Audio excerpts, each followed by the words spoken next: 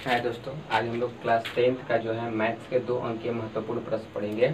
इसमें जो पहला क्वेश्चन है एपी पे आधारित क्वेश्चन है और इस पे जो है एग्जाम में पूछा जाता है कि मतलब प्रथम पद पूछेगा और सारवंतर पूछेगा। तो थोड़ा सा एपी के बारे में देख लेते हैं कि मतलब जो एपी है ये समानांतर श्रेणी, इसमें ये जो पहला होता है इसे प्रथम पद बोलते हैं, ये द्वितीय पद है, ये तीसरा पद है और ये चौथा पद है। तो प्रथम पद को जो है ए से निरूपित करते हैं और दूसरे पद को A2 से और तीसरे पद को A3 से और चौथे पद को A4 से। यानी कोई भी पद होता है जितने स्थान पे होता है उसको उस तरह से लिखते हैं। जैसे 50वां पद हो तो A50 लिखेंगे, ठीक है। और एपी जो होता है दो प्रकार का होता है। एक होता है परिमित एपी, जिसमें पदों की संख्या निश्चित हो, उससे परिमित एपी कहेंगे। जैसे देखिए 3, 4, 5, 6, अगर ये निश्चित एपी है, इसमें पदों की संख्या निश्चित है तो ये परिमित एपी होगा। और इसी में यदि डॉट डॉट लगा हो तो ये अपरिमित एपी कहलाएगा। ये प्रथम पद इसमें पूछा हुआ है, यानी जो प्रथम पद है इसमें क्या है 2 है, तो यही पूछा हुआ है कि प्रथम पद क्या होगा, तो प्रथम पद 2 होगा। अब बात आता है सारवंतर का। तो सारवंतर को जो है पदांतर भी बोला जाता है, पदांतर। और इसका जो सूत्र होता है इसको डी से निरूपित करते हैं। सारवंतर को पदांतर भी कहते हैं और इसको डी से निरूपित किया जाता है। और इसका जो सूत्र होता है A2 minus A1। A2 minus A1 का मतलब क्या है कि दूसरे पद में से प्रथम पद को घटाना है, वही होगा सारवंतर। अब देखते हैं इसमें जो क्वेश्चन पूछा है उसको हल कर लेते हैं। पूछ रहा है कि AP है इतना, तो प्रथम पद निकालना है और सारवंतर निकालना है। तो सबसे पहले इसको देख करके लिखते हैं कि क्या क्या दिया है। तो सोल्यूशन लिखते हैं और ए लिखिए या A1 लिखिए। तो A1 का मान 2, A2 का मान 5/2 और A3 का मान जो है 3 दिया हुआ है। आगे भी लिख सकते हैं, बस इतना ही रहने देते हैं। अब देखिए इसमें प्रथम पद को A से निरूपित करते हैं या A1 से। तो प्रथम पद का मान इसमें कितना है 2 है, यानी प्रथम पद का मान क्या होगा 2। इसके बाद वाला क्वेश्चन क्या है, सारवंतर पूछ रहा है, तो लिखेंगे सारवंतर को क्या कहते हैं पदांतर। और इसको किससे निरूपित करते हैं डी से। एग्जाम में मतलब सारवंतर भी पूछा जा सकता है या पदांतर भी पूछा जा सकता है और इसको डी से निरूपित करते हैं। और जो सूत्र होता है A2 माइनस A1 होता है। A2 का मतलब दूसरा पद, यानी दूसरा पद कितना है हमारा A2 का मान, तो 5/2 माइनस A1 का मान कितना है तो 2 है। इसके नीचे कुछ नहीं तो 1 लगा सकते हैं। 2 और 1 का एलसीएम 2 होता है तो 2 लिखेंगे। इससे इसमें गुणा करेंगे तो 5 होगा और इससे इसमें गुणा करेंगे तो 4 होगा। तो 1/2, यानी प्रथम पद का मान 2 और सारवंतर का मान 1/2 हुआ।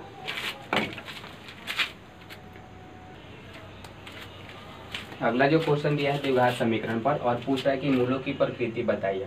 तो यहाँ पे द्विघात समीकरण है, तो हम लोग जानते हैं द्विघात समीकरण को हल करने के बाद जो है संयोगों की संख्या 2 आती है। और यहाँ पे जो है मूलों की प्रकृति बताने के मूल किस प्रकार का होगा। तो आप लोगों को पता होना चाहिए कि जो मूल जो है मूल की प्रकृति निकालने के लिए विवेचक का सूत्र का प्रयोग करते हैं। विवेचक सूत्र का प्रयोग करते हैं। विवेचक को विविक्तिकर भी बोला जाता है, विविक्तिकर। और इसको जो है डी से निरूपित करते हैं। यानी किसी भी द्विघात समीकरण के मूलों की प्रकृति पता करने के लिए हम लोग विवेचक का सूत्र प्रयोग करते हैं। विवेचक को विविक्तिकर भी बोला जाता है और इसे डी से निरूपित करते हैं। और इसका जो सूत्र होता है B² - 4AC होता है। अब इसमें बात आता है B क्या है, A क्या है और C क्या है। तो यहाँ पर ये देखिए जो द्विघात समीकरण है इसमें जो x के साथ में रहता है वो A का मान होता है और जो जो x² के साथ में रहता है वो A का मान, जो x के साथ में रहता है वो B का मान, जो अचर पद होता है वो C का मान होता है। C का मान कितना हो सकता है 3। यानी द्विघात समीकरण के मूलों की प्रकृति बतानी है हम लोगों को। तो उसके लिए किसी भी द्विघात समीकरण के मूलों की प्रकृति बताने के लिए विवेचक सूत्र का प्रयोग करते हैं। और विवेचक सूत्र क्या होता है B² - 4AC।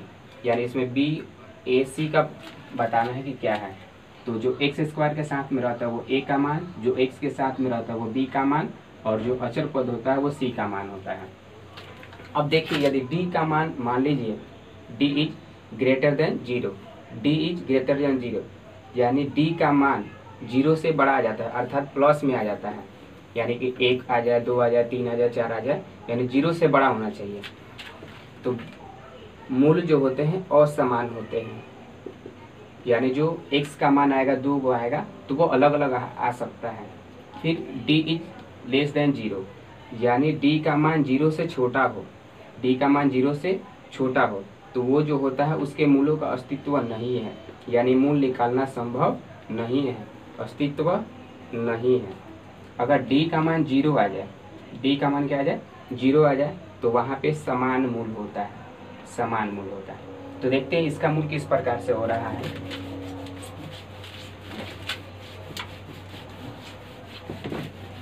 मूलों की प्रकृति बतानी है, तो मूलों की प्रकृति निकालने के लिए हम लोगों को विवेचक का मान निकालना होगा। तो विवेचक के लिए हम लोगों को ABC की जरूरत है।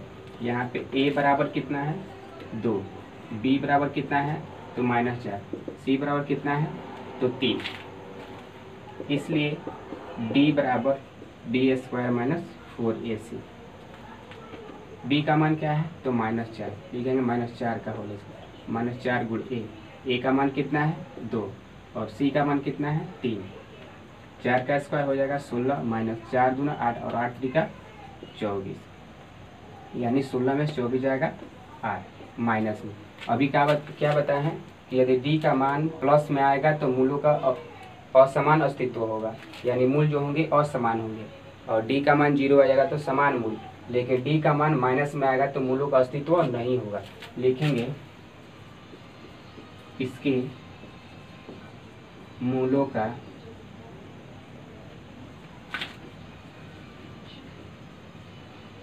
अस्तित्व नहीं।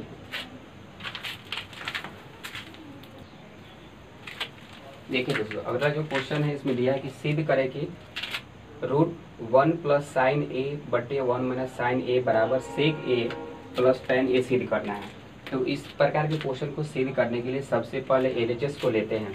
लिखेंगे LHS बराबर √1 + sin A बटे 1 - sin A। अब इस प्रकार का कोई भी क्वेश्चन रूट के अंदर हो तो उसमें क्या करते हैं, कंजुगेट से गुणा करते हैं, यानी कि जो भी यहाँ पे नीचे वाला संख्या रहेगा इसी से ऊपर नीचे गुणा करते हैं। और ध्यान देते हैं कि जो प्लस में रहेगा तो ऊपर नीचे जब गुणा करेंगे तो प्लस में होगा तो माइनस से, यानी कि इसमें के बीच में अगर प्लस होगा तो ऊपर नीचे हम लोग माइनस लिखेंगे और माइनस होगा तो ऊपर नीचे क्या लिखेंगे, प्लस लिखेंगे। यानी इस प्रकार का कोई भी क्वेश्चन हो तो उसको हल करते समय इसके कंजुगेट से गुणा करते हैं, यानी नीचे वाले को ऊपर नीचे गुणा करते हैं और सिंबल चेंज कर लेते हैं।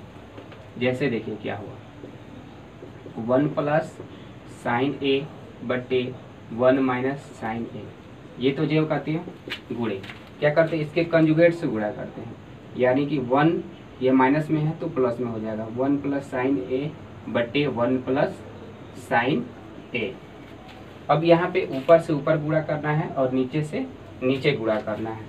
तो देखिए रूट जो कहती हूँ 1 + sin A और 1 + sin A, यानी जब हम लोग x में x से गुणा करते हैं तो क्या होता है x का स्क्वायर होता है। ठीक वैसे 1 + sin में 1 + sin से गुणा करेंगे तो 1 + sin A का होल स्क्वायर होगा बटे, अब देखिए 1 - sin A और 1 + sin A, एक सूत्र याद किए होंगे कि A + B × A - B का होल स्क्वायर बराबर क्या होता है तो A² - B² होता है, यानी पहले वाला का स्क्वायर फिर दूसरे वाला का square. A + B × A - B का होल स्क्वायर जो होता है A + B × A - B, जब इसका हल क्या होता है A² - B², यानी पहले वाला का स्क्वायर फिर दूसरे वाला का स्क्वायर होता है। तो देखिए ठीक वैसे ही यहाँ पे 1 - sin और 1 + sin है, तो एक वो माइनस में है और एक वो प्लस में है, तो क्या करेंगे पहले वाला का स्क्वायर, यानी एक का स्क्वायर करेंगे तो 1 होगा, फिर साइन का स्क्वायर करेंगे तो sin² A होगा।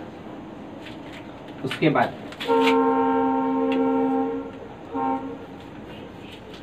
देखिए 1 + sin A का होल स्क्वायर है, और रूट में हम लोग जानते हैं कि रूट के अंदर अगर स्क्वायर वाला होता है तो रूट से बाहर निकल जाता है।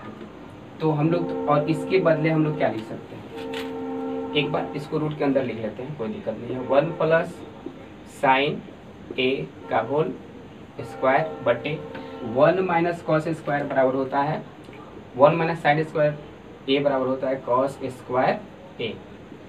अब देखिए यहाँ पे 1 प्लस साइन स्क्वायर ए का होल स्क्वायर है, तो रूट के अंदर जब दो को एक जैसा होता है यानी स्क्वायर होता है तो उसको लिख लेते हैं। अब रूट खत्म हो जाएगा यहाँ से, ये वाला स्क्वायर रूट के अंदर दो को रहता है तो एक बाहर निकल जाता है, यानी 1 प्लस साइन स्क्वायर ए का होल स्क्वायर का मतलब क्या है, ये दो को है तो इसको 1 प्लस साइन ए लिख सकते हैं और बट्टे कॉस स्क्वायर है यानी ये भी दो को है तो इसको भी एगो लिख सकते हैं कॉस ए।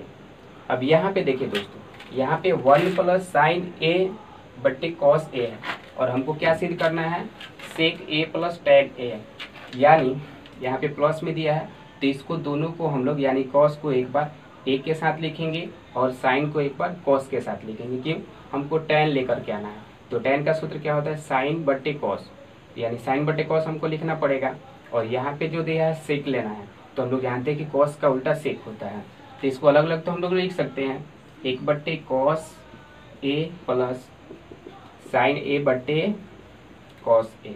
1 बट्टे कॉस ए बराबर क्या होता है, तो सेक ए होता है, तो लिख सकते हैं सेक ए, और साइन ए बट्टे कॉस ए बराबर क्या होता है, टैन ए होता है, तो लिख सकते हैं टैन ए। कितना क्वेश्चन दिया था और हमको ये सिद्ध करना है, तो लिख सकते हैं RHS प्रूव्ड। बस आज के लिए इतना दोस्तों काफ़ी है।